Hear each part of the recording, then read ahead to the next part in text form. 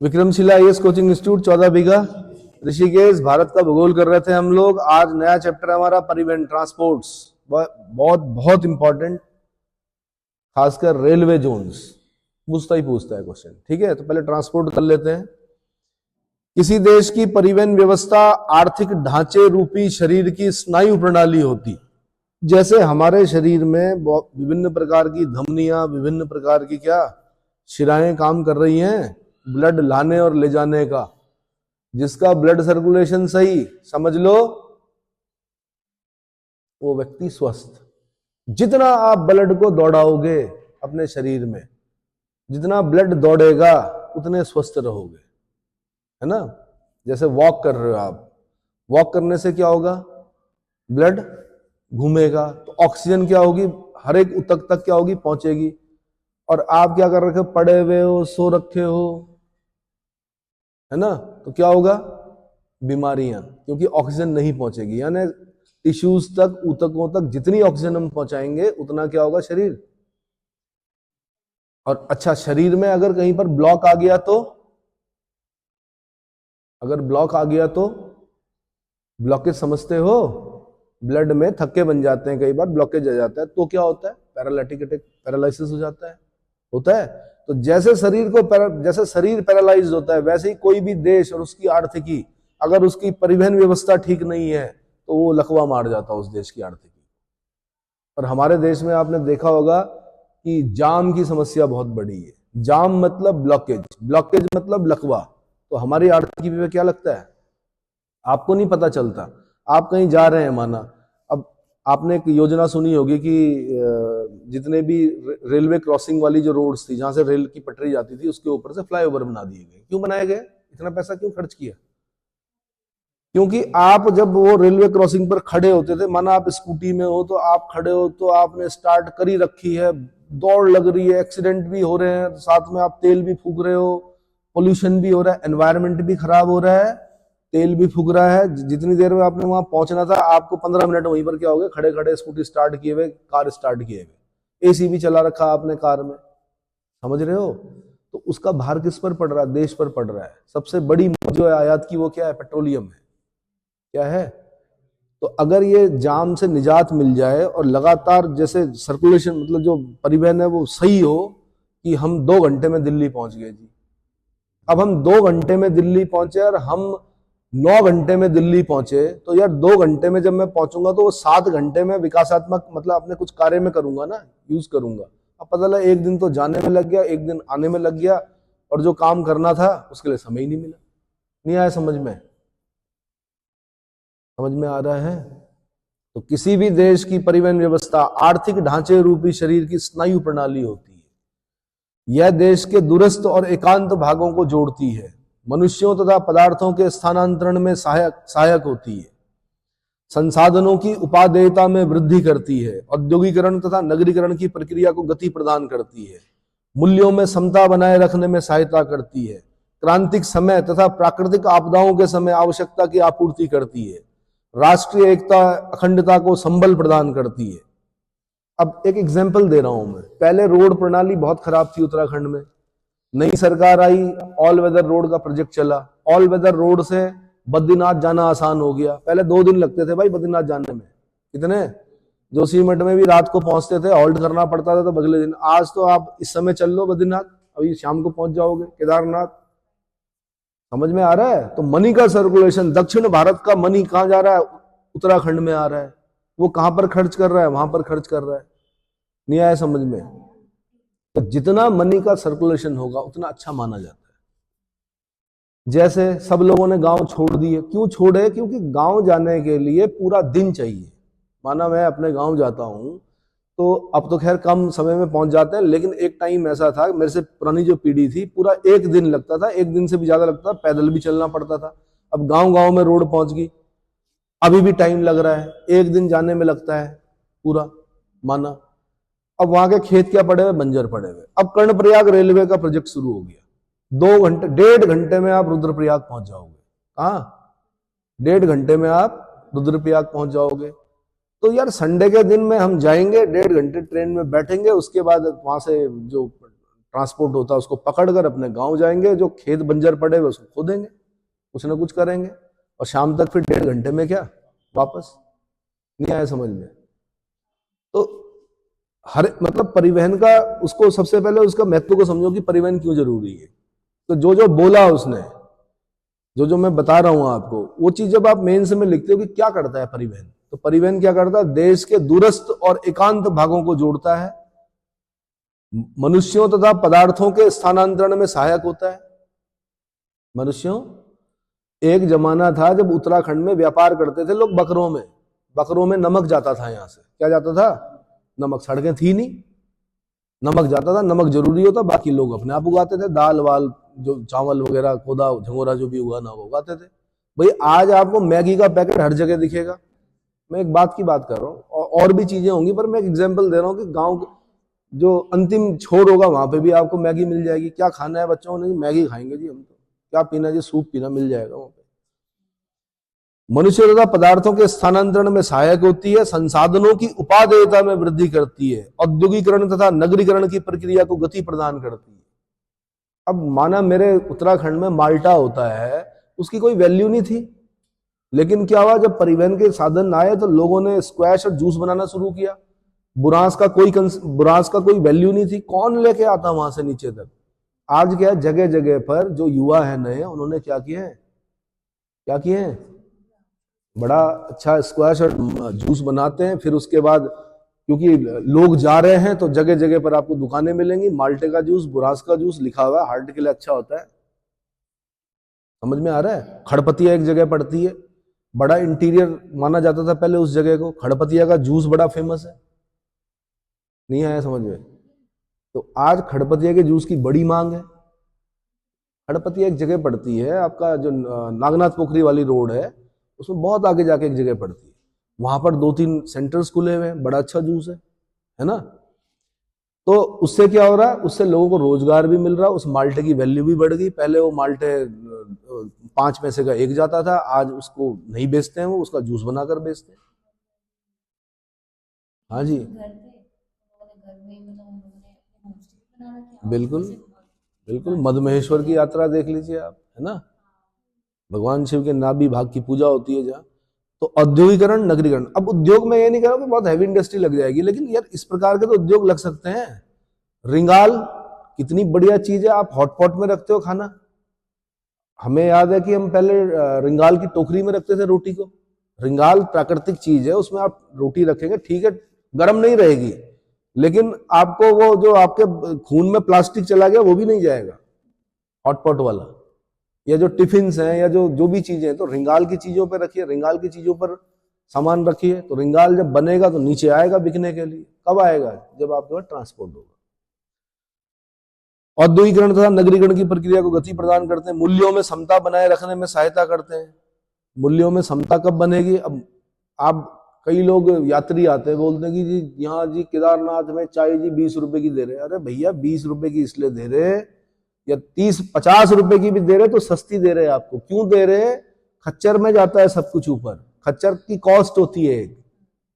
चलो ठीक है, गाड़ी से हमने पहुंचा दिया कहां तक, गौरीकुंड तक, लेकिन उसके बाद तो सब पैदल जाना है, या जो लेके बोक के जाएगा वो पैसे लेगा, वो कॉस्ट जुड़ेगी उसमें।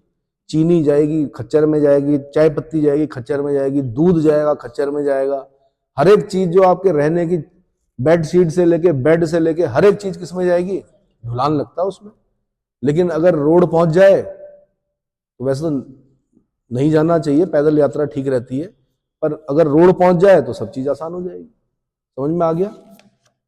मूल्यों में समता बनाए रखने में सहायता करती है, क्रांतिक समय में, प्राकृतिक आपदाओं के समय में आवश्यकता की आपूर्ति करती है। क्या करती है?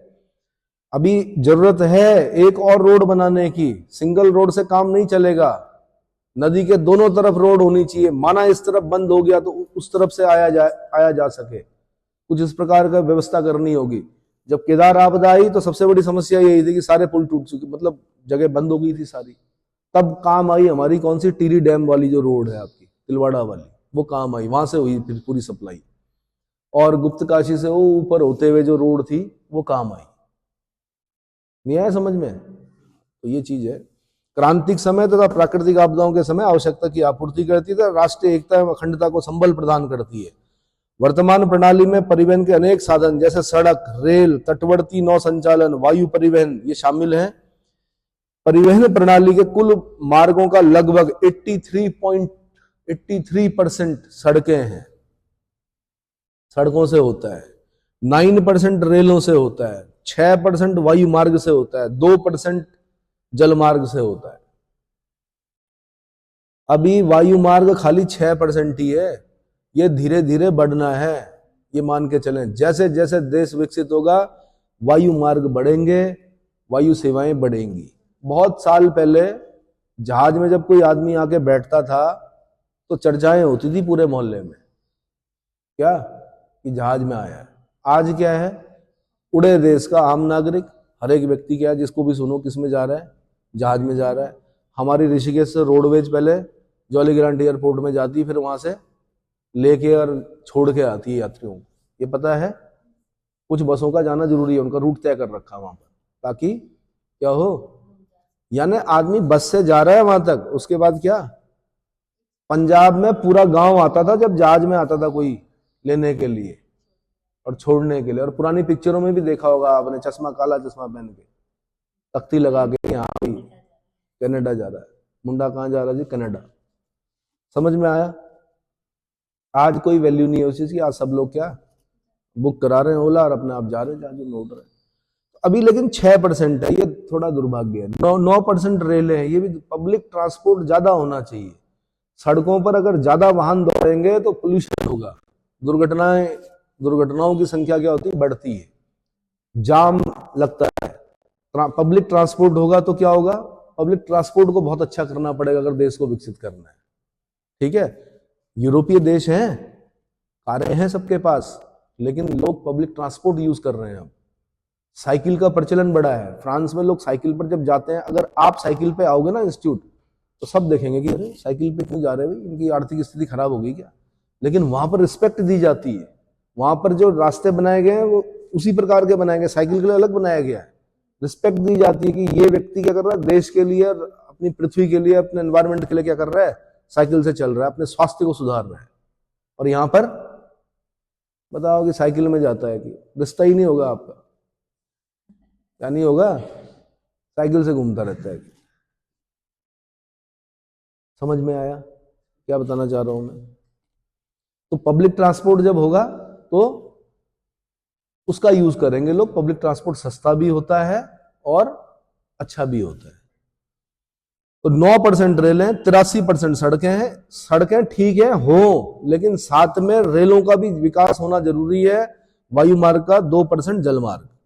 सबसे सस्ता जो होता है वो जल मार्ग होता है। और ये बड़ा दुर्भाग्य है कि हमारे पास नदियां हैं लेकिन हमारे पास जल मार्ग ही नहीं है। जरूरी है हरिद्वार सड़क से जाना, हम नहर से क्यों नहीं जा रहे हैं। सबसे सस्ता है नहीं, बैरेज के बाद शुरू कर सकते हैं, ठीक है। चीला पे उतर जाओ फिर दूसरा पकड़ लो, क्या दिक्कत है। नहीं तो नीचे चले जाओगे आप। हाँ जी, तो कोई ना कोई व्यवस्था करनी पड़ेगी आपको। हरिद्वार क्या रुड़की तक आप जा सकते हो जल मार्ग से, तो उसको पता नहीं क्यों विकसित नहीं किया जा रहा है, करना चाहिए है? मेरठ तक जा सकते हैं, चलो बढ़िया रहेगा। रेल और नगर विमानन को छोड़कर परिवहन के विभिन्न साधनों के विकास के लिए नीतिगत कार्यक्रम बनाने और उन्हें लागू करने का दायित्व भूतल परिवहन मंत्रालय निभाता है। कौन निभाता है? भूतल परिवहन मंत्रालय। किसको छोड़कर? रेल और नगर, रेल मंत्री अलग होता है ना, और एविएशन मिनिस्टर अलग होता है, मंत्रालय अलग होते हैं उनके। तो रेल मंत्रालय अलग होता है, नगर विमानन मंत्रालय अलग होता है। बाकी जितने भी परिवहन के साधन हैं उनके विकास के लिए नीतिगत कार्यक्रम बनाने और उन्हें लागू करने का दायित्व जो है किस पर है? भूतल परिवहन मंत्रालय पर है। क्या है जी? भूतल परिवहन मंत्री है कि क्या है? ये रेल मंत्री है। ये क्या है जी? ये उड्डयन मंत्री है, नागरिक उड्डयन मंत्री, सिविल एविएशन मिनिस्टर। सुना है? सुनो फिर। परिवहन के माध्यम क्या है? स्थल में तो सड़क और रेल ही है, और रेल से भी नए कंसेप्ट आ चुके हैं विश्व के अनेक देशों में। कौन कौन से? जिनकी स्पीडी बहुत ज्यादा है। जरूरी है जमीन पर चलना? ऊपर भी तो चल रहे हैं वैक्यूम बनाकर, क्या बोलते हैं उसको? अभी आप मेट्रो को देख के खुश हैं, जब तक हम मेट्रो बनाते हैं तब तक दूसरे देश कुछ और बना देते हैं। क्या बोलते हैं उसको? हाँ हाँ, मैग्नेटिक, पटरी पर नहीं चलती हैं बिल्कुल। ठीक है, तो आप उसको नाम बताइए ना पूरा। और जो शीशे के अंदर चलती हैं, पाइप्स के अंदर, वो क्या है? चलो जो भी है। सड़क और रेल मार्ग, जल में क्या हो गया? समुद्री और आंतरिक नहरें, नदियां। वायु में क्या हो गया? वायुयान जो संबंधित। सड़क परिवहन पढ़ लेते हैं पहले, रोड ट्रांसपोर्ट। सिंधु घाटी सभ्यता काल से ही भारत में सड़क निर्माण की सुदीर्घ परंपरा रही है। मोहनजोदड़ो में 9.15 मीटर चौड़ी सड़क देखी आपने? क्या देखी? 9.15 मीटर चौड़ी, राजपथ की संज्ञा दी जिसे इतिहासकारों ने। तो सिंधु घाटी सभ्यता काल से ही भारत में सड़क निर्माण की सुदीर्घ परंपरा रही है। ईसा पूर्व 3री शताब्दी में मौर्य शासक चंद्रगुप्त तथा अशोक महान सड़क निर्माता थे। क्या थे? अशोक महान ने सड़कों का निर्माण कराया, उनके किनारे वृक्ष लगवाए, साथ में सराय का निर्माण कराया, ताकि जो यात्री होंगे तो उनके भोजन और पानी की क्या हो सके? व्यवस्था हो सके। ठीक है। देश का आंतरिक व्यापार भी प्रगति पर था। उस समय देश के अंदर 4 प्रमुख व्यापारिक मार्ग थे। कौन कौन से? उत्तरापथ। कौन कौन से? यह मार्ग ताम्रलिप्ति यानी पश्चिम बंगाल बंदरगाह से पश्चिमोत्तर भारत के पुष्कलावती यानी 4 सड्डा बोलते हैं इसको पाकिस्तान में, अब क्या बोलते हैं? 4 सद या 4 सड्डा, पुष्कलावती तक जाता था। इस मार्ग पर चंपा, पाटलिपुत्र, वैशाली, राजगृह, गया, काशी, प्रयाग, कौशाम्बी, कान्यकुब्ज, हस्तिनापुर, शाकल और तक्षशिला जैसे प्रमुख नगर स्थित थे। दूसरा मार्ग जो था पश्चिम में पाटन से, पूर्व में कौशाम्बी के समीप उत्तरापथ से मिलता था। तीसरा मार्ग जो था वो दक्षिण में प्रतिष्ठानपुर से उत्तर में श्रावस्ती तक जाता था, जिस पर माहिष्मती, जय माहिष्मती सुना होगा आपने, जिस पर माहिष्मती, उज्जैन और विदिशा जैसे नगर स्थित थे।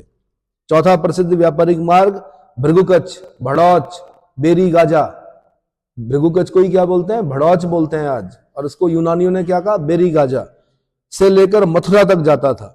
कहां रह गया भड़ौच? गुजरात में। कहां रह गई मथुरा आपकी? कहां? उत्तर प्रदेश में।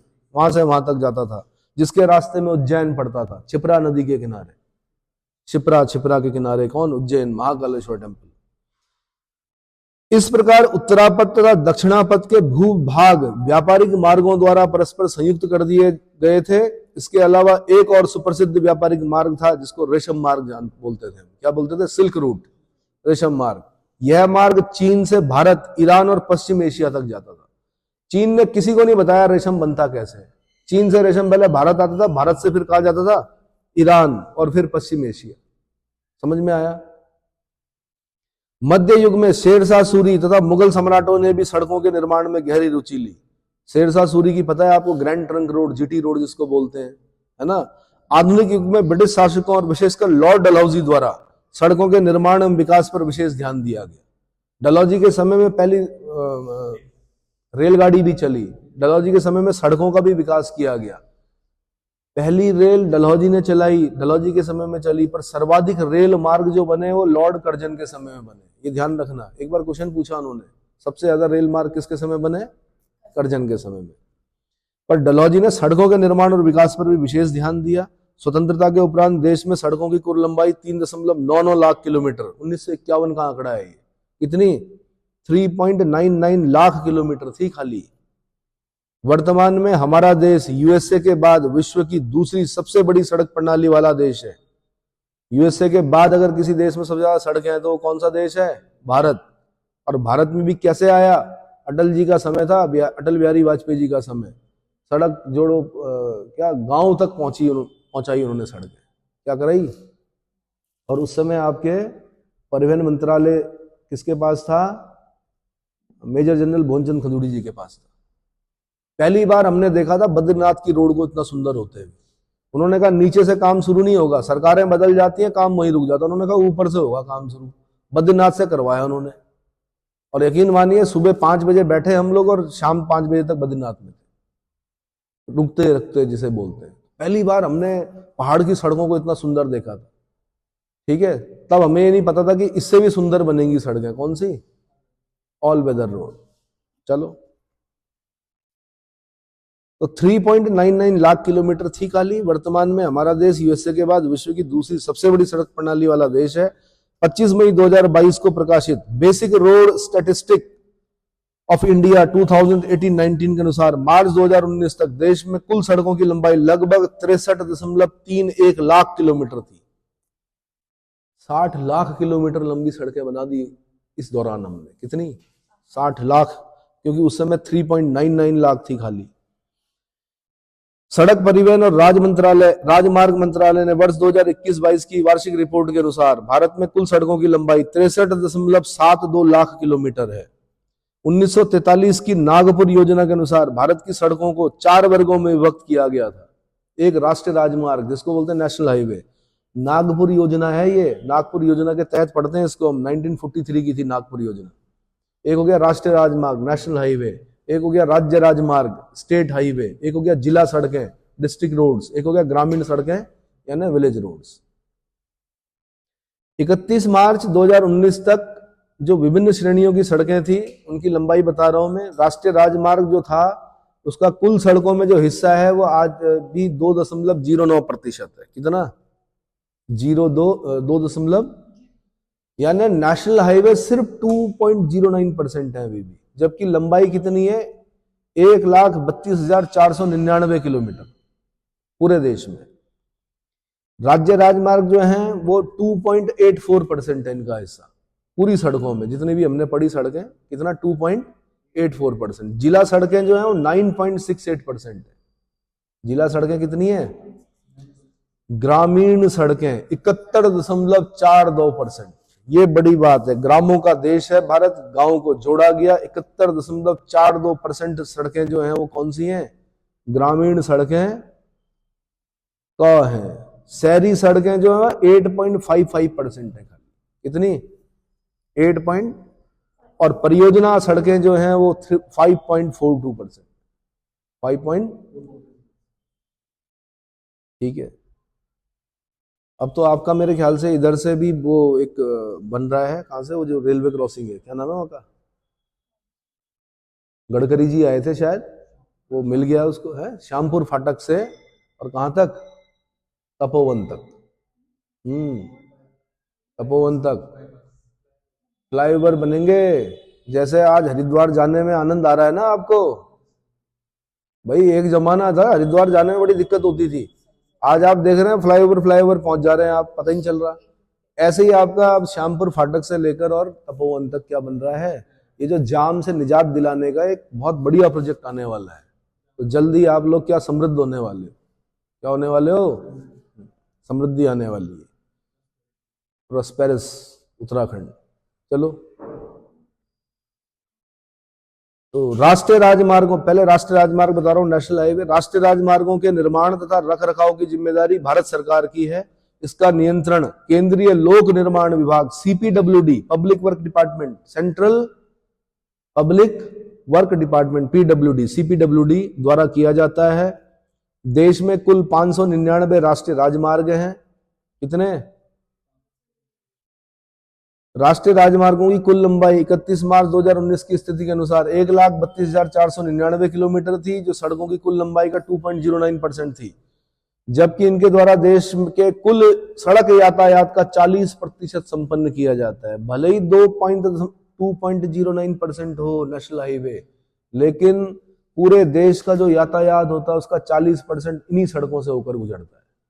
कितना? नेशनल हाईवे की कुल लंबाई में से 29.13% एकल लेन वाले हैं, 48.76% 2 लेन वाले हैं और शेष 22.11% वाले जो हैं वो 4 लेन वाले हैं या उससे अधिक है। कायदे से इस देश की जनसंख्या जिस रफ्तार से बढ़ रही है तो हमें सिंगल लेन को 6 लेन करना पड़ेगा। क्या करना पड़ेगा? क्योंकि जैसे ही हम सड़क बना रहे वैसे ही उन पर ट्रैफिक फिर दोबारा क्या बढ़ जा रहा। नहीं आया समझ में? यानी लोगों को जरूरत है, लोग घर से इसलिए नहीं निकल रहे थे कि सिंगल लेन में परेशान हो रहे थे, फिर डबल लेन बनी तो फिर निकले, फिर 6 लेन बनी तो फिर तो, है ना, जिसकी भी छुट्टी सैटरडे नाइट कहां बितानी है कि ऋषिकेश, यही है। क्यों? क्योंकि दिल्ली से अब आने में मेरे ख्याल से 4 घंटे लगते हैं, और अब नया रूट जब खुलेगा 2 घंटे वाला, तो फिर तो मुझे लग रहा शुक्रवार को ही निकल लेंगे, है ना। चलो, तो विश्व की सबसे ऊंची सड़क मनाली लेह राजमार्ग है। भाई जीवन में एक बार जरूर जाना भैया। थोड़ा दिक्कत होगी वहां पर जाने में, थोड़ा चक्कर से आते हैं, थोड़ा एल्टीट्यूड सिकनेस होती है, और आपकी ये स्कूटियां नहीं जाएंगी वहां पर बुलेट काम करती है, और जो हैवी इंजन वाली गाड़ी होती है वो काम करती है। और जब आप उतरोगे थोड़ी देर के लिए आपको लगेगा कि मैं क्या हूँ, चक्कर से आ रहे हैं, सिरदर्द सा हो रहा है, हथौड़े बज रहे हैं दिमाग में। और यहाँ जाना जरूर, मनाली लेह राजमार्ग, ये बड़ी चीज है, ठीक है। एक अलग अनुभव होगा आपको वहां पर। सड़क परिवहन और राजमार्ग मंत्रालय के वार्षिक रिपोर्ट 2021-22 के अनुसार देश में राष्ट्रीय राजमार्ग नेशनल हाईवे की कुल लंबाई 1,40,995 किलोमीटर है। देश में राष्ट्रीय राजमार्गों का जो वितरण है, राज्यवार वितरण बहुत विषम है। Basic road statistic of India 2018-19 के अनुसार 31 मार्च 2019 की स्थिति के अनुसार राष्ट्रीय राजमार्गों की सर्वाधिक लंबाई वाले जो 5 राज्य हैं वह है महाराष्ट्र। पूरे देश की 13.4% राष्ट्रीय राजमार्ग कहां पर है? महाराष्ट्र में है। 8.9% जो है उत्तर प्रदेश में है, 7.8% राजस्थान में है, 6.6% मध्य प्रदेश में है, और 5.5% गुजरात में। महाराष्ट्र ने तो भाई तरक्की करनी है। कितने? 13.4% महाराष्ट्र में, 8.9% उत्तर प्रदेश में, 7.8% राजस्थान में, 6.6% मध्य प्रदेश में। ये बड़ा आश्चर्य का विषय है कि गुजरात में सिर्फ 5.5%।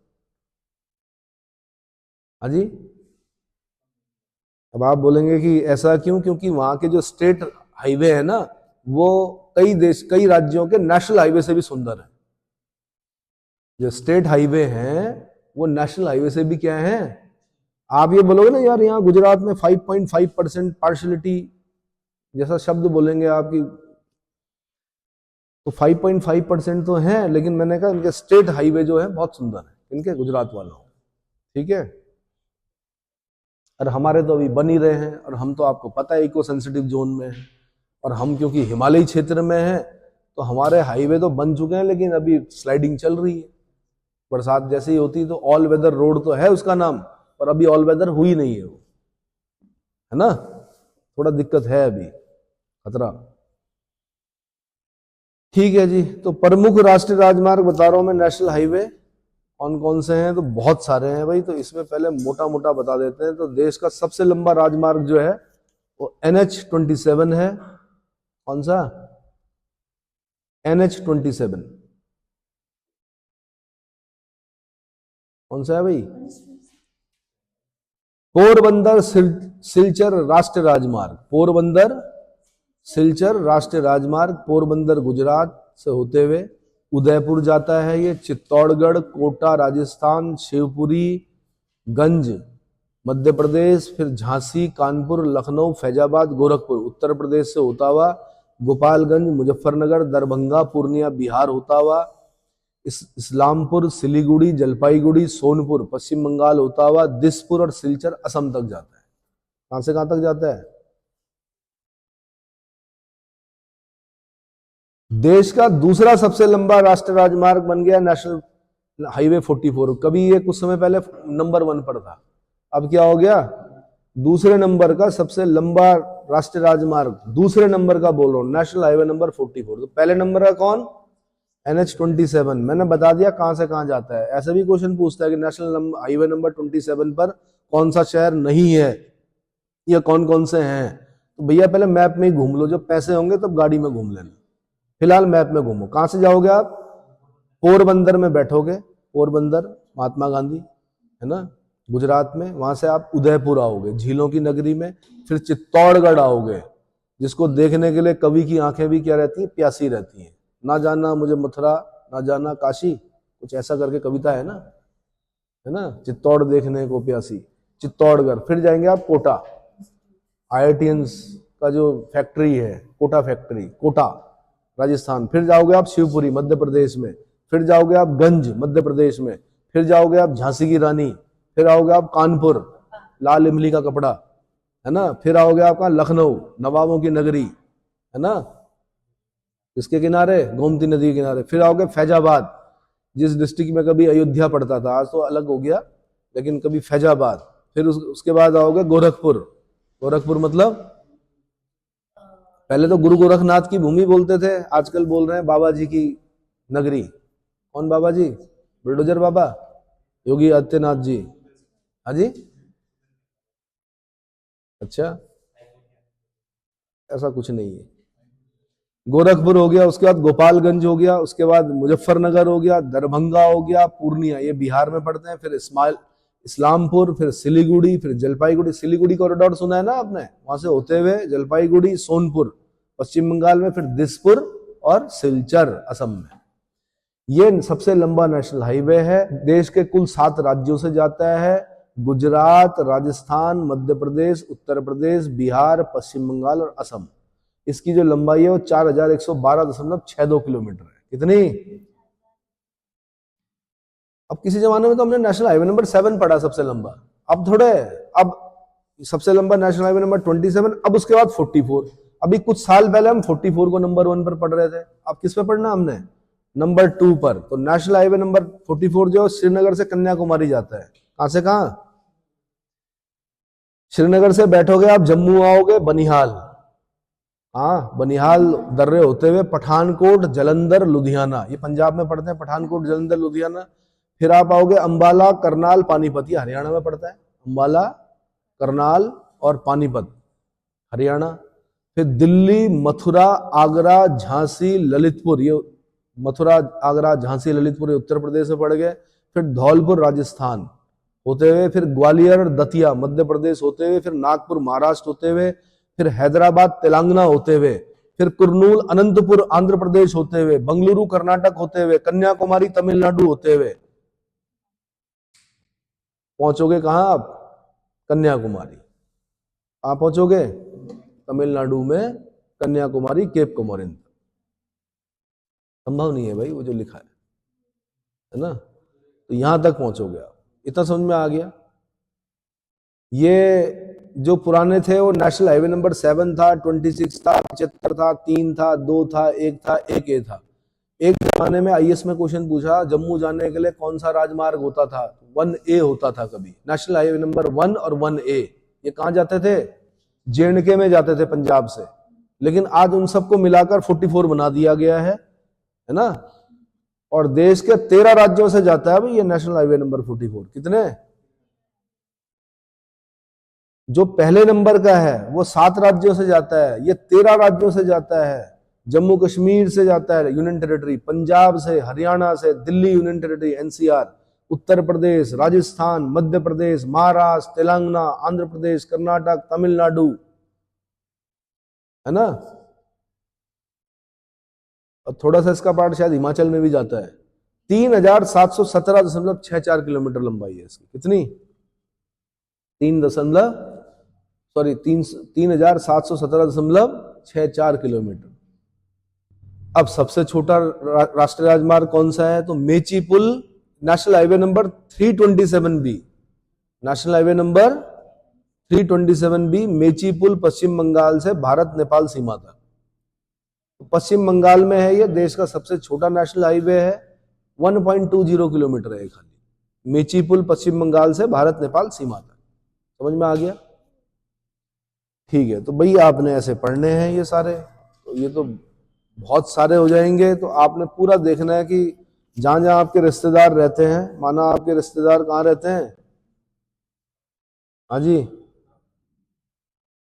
माना लेह में रहते हैं, तो आपको पता होना चाहिए नेशनल हाईवे नंबर 1 से जाओगे आप उरी, बारामूला, श्रीनगर और लेह, है ना? 1A और 1D को मिला दिया गया है जम्मू कश्मीर लद्दाख में, ये 2 यूनियन टेरिटरी।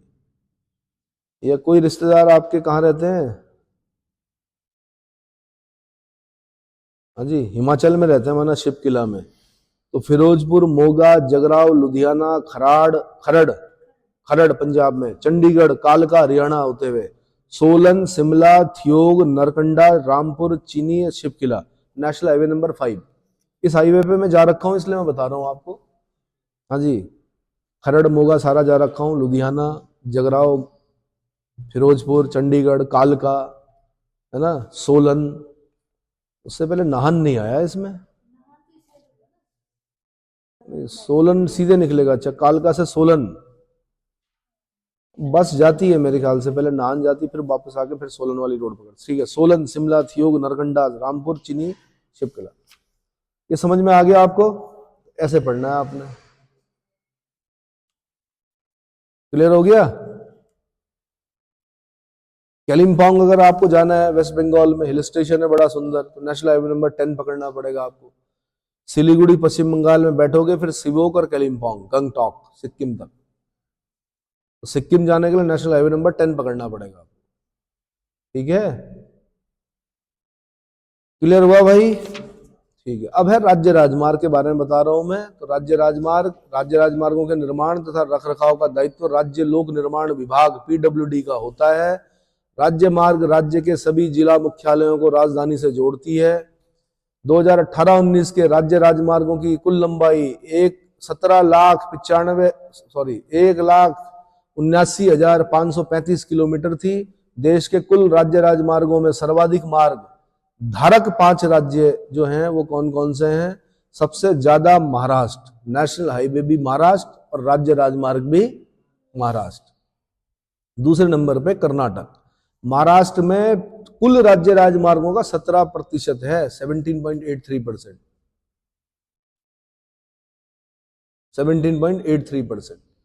कर्नाटक में 10.85%, गुजरात में 9.33%, राजस्थान में 8.39%, 8.39%, और आंध्र प्रदेश, तो राजस्थान में 8.39% और आंध्र प्रदेश में 7.52%। इसके बाद हम पढ़ते हैं जिला सड़कें, ना डिस्ट्रिक्ट रोड्स। जिला सड़कों के निर्माण तथा रखरखाव का दायित्व जिला परिषद और लोक निर्माण विभाग पर होता है। 31 मार्च 2019 तक देश में जिला सड़कों की जो कुल लंबाई थी वो थी 6,12,778 किलोमीटर। 5 जिले जो हैं, नंबर 1 पे महाराष्ट्र है, फिर दोबारा महाराष्ट्र, सब कुछ महाराष्ट्र में ही है यार। 17.7% जो जिला सड़कें वो महाराष्ट्र में है, 9.1% सड़कें उत्तर प्रदेश में है, 8.3% मध्य प्रदेश में है, 8% कर्नाटक में है, 7.9% तमिलनाडु में। ठीक है, उसके बाद आता है ग्राम सड़कें। देश में ग्रामीण सड़कों का निर्माण तथा रखरखाव ग्राम पंचायतों द्वारा किया जाता है, जबकि अन्य जिला सड़कों के रखरखाव का दायित्व जिला परिषद तथा लोक निर्माण विभाग का होता है। 31 मार्च 2019 तक देश में कुल सड़क ग्रामीण सड़कों की लंबाई 45,22,228 किलोमीटर थी। वर्तमान में देश में कुल यात्री यातायात का 90% व माल यातायात का 69% सड़क परिवहन के द्वारा संपन्न होता है। 5 शीर्ष ग्रामीण सड़क वाले जो राज्य हैं, ग्राम सड़कों वाले राज्य, फिर दोबारा नंबर 1 पे महाराष्ट्र, फिर दोबारा नंबर 1 पे महाराष्ट्र, 2 पे असम, महाराष्ट्र 11.8, असम 10.3, बिहार 7.2, उत्तर प्रदेश 7.1, मध्य प्रदेश 6.4। देश में शीर्ष 5 सड़क घनत्व वाले राज्य, तो सबसे ज्यादा सड़क घनत्व, सड़क डेंसिटी जो है वो कहां पर है? केरल में है भाई। कहां पर? केरल में 6,690.30 सड़क घनत्व प्रति 1,000 वर्ग किलोमीटर। केरल पतला राज्य है ना, भगवान परशुराम के फरसे से निकला हुआ राज्य, पतला है, तो डेंसिटी जो है वो ज्यादा है वहां पर। कहां पर? केरल में। उसके बाद असोम में 5,088.38, गोवा फिर 5,050.61, त्रिपुरा 4,302.87। ये नहीं याद करना आपने डेंसिटी की, एक की पहले वाले की याद कर लो खाली, केरल की 6,690.30। तो केरल, असम, गोवा, त्रिपुरा, पश्चिम बंगाल, ये क्रम याद करना है आपने। यूपीएससी क्रम पूछती है। क्या पूछती है? शीर्ष 5 शहरी सड़कों वाले राज्य, पश्चिम बंगाल नंबर 1 पे 17.6%, उत्तर प्रदेश दूसरे नंबर पे 13%, कर्नाटक 7.6%, राजस्थान 6.1%, मध्य प्रदेश 5.8%। इतना समझ में आ गया? ये समझ में आ गया भाई? ठीक है, उसके बाद आपने ये मैप देखना है, मैप दे रखा मैंने। इसमें एक तो आपको गोल्डन क्वाड्रिलेटरल देखना है आपको, मतलब गोल्डन चतुर्भुज।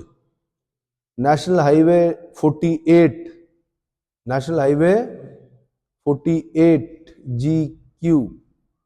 तो गोल्डन चतुर्भुज में आप देख रहे होंगे, गोल्डन क्वाड्रिलेटरल में क्या देख रहे हो आप? क्या देख रहे हो भाई?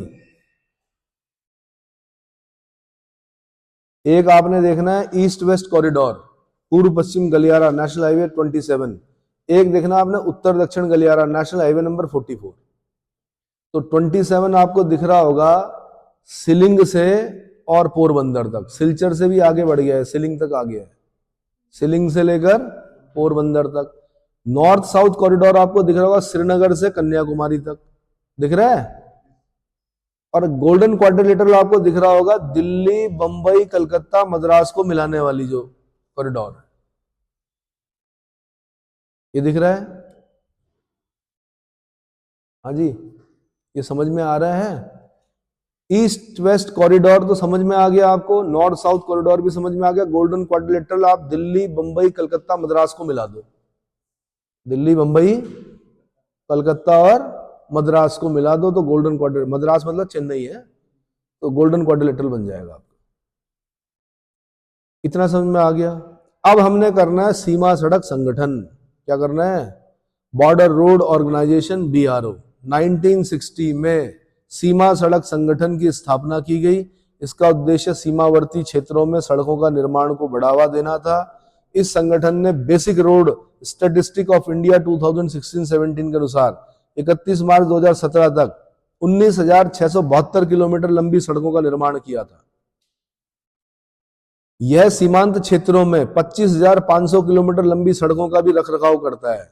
इस संगठन का जोजिला, कारगिल तथा मनाली, लेह सड़कों का निर्माण कार्य पूरा कर लिया गया है, जो 4,875 से 5,458 मीटर की ऊंचाई पर स्थित 4 दर्रों को पार करती है।